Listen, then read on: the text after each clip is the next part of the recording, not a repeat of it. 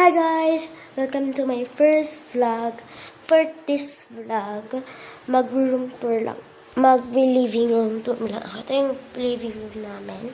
So first, is our sitting area. So dito kami nag-uusap-usap, maghihintay. Tapos, ito yung minsan praying area namin. Minsan. Tapos dito, mga collection ni Mami, mga Buddha. Tapos, dito naman, dito sa, bukas ako. Part 2 pa ako sa labas Tapos dito naman is our entry desk. Na naman music nilalagay yung Tapos iyan.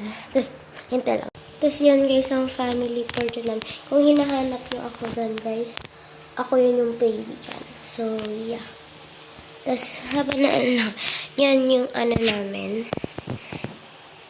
Gems, mga ganyan. Buddha, chicken, Buddha.